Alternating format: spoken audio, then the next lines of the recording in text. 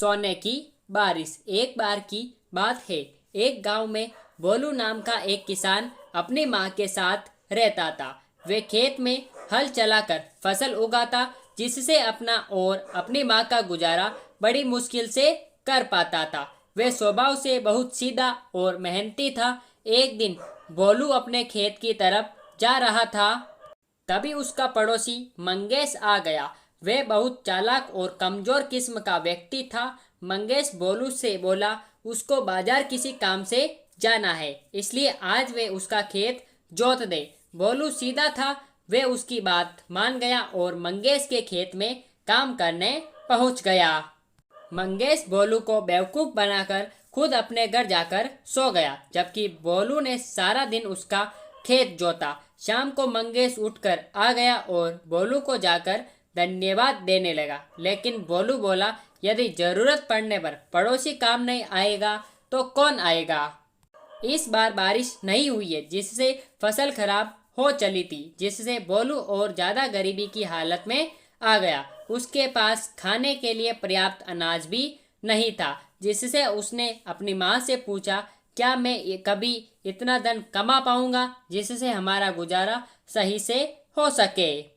तब उसकी माँ भोलू का हौसला बढ़ाती है और कहती है, इसी तरह मेहनत कर और मेहनत का फल तुझे जरूर मिलेगा। भोलू अपने खेत से लौटते समय रोज रोते हुए भगवान से प्रार्थना करता है कि हे भगवान, मेरी मदद करो, जिससे मैं अपनी और अपनी माँ का सही से पेट भर सकूं। एक रात को भोलू जब सोता है तो उसको सपने में एक पेड़ से सोने के सिक्के उस पर बरसते हुए नजर आते हैं। जैसे ही उसकी सुबह आँख खुलती है, तब वे अपनी माँ को बताता है कि उसने सुबह के सपने में सोने के सिक्के बरसते हुए देखा और बोला, आप ही मुझे कहती थी कि सुबह के सपने सच होते हैं, इसका मतलब ये सच होगा। उसकी माँ भोलू की बात सुनकर हंसकर चल पड़ती है। भोलू को खेत में जाते हुए पड़ोसी मंगेश मिलता है। तब भोलू उसको सोने के सिक्के के सपने के बारे में बताता है। मंगेश उसको बेवकूफ़ समझता है और उसको बोलता है, मैंने भी एक सपना देखा जिसमें मुझे जमीन के अंदर से सोने के सिक्के मिले। भोलू उसको बोलता है, मंगेश तुम्हारा सपना भी सच होगा। ये कहकर चला जाता है। भोलू उस दिन जब अपने खेत में जब हल चला रहा था, तब उसको हल जमीन में एक जगह फंस गया। जब वे उस जगह मिट्टी को हटाकर देखता है तो उसमें उसको एक घड़ा मिलता है। जब भोलू उसका ढक्कन हटाता है तो उसमें उसको सोने के सिक्के मिलते हैं। भोलू ये देखकर खुश हो जाता है, लेकिन सोचता है कि मंगेश ने जो सपना देखा था जमीन से सोने के सिक्के निकलने का, वह सच हो गया। तो ये सब मंगेश का है। ये कहकर वे उस घड़े को वहीं छोड़कर मंगेश के घर शाम को चला जाता है। वे मंगेश को बोलता है कि तुम्हारा सुबह का सपना सच हो गया है। मुझे एक सोने के सिक्के का घड़ा जमीन के नीचे से मिला है, जैसा तुमने सपने में देखा था। तुम जाकर उसको ले लो। ये कहकर भोलू वहां से चला गया। मंगेश को ये सुनकर बहुत हैरानी होती है। वे उसकी बातों पर विश्वास नहीं करता और सोचता है कि अगर भोलू के खेत में उसको सोने के सिक्के का घड़ा मिला है तो वे उसको क्यों दे रहा है। लेकिन फिर भी वे उसके खेत में देखने के लिए चला जाता है।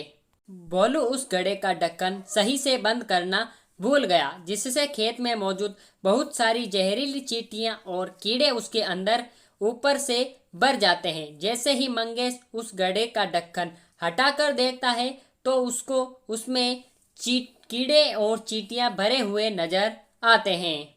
वह उसके ढक्कन को तभी बंद कर देता है और इस सब को भोलू की चाल समझता है।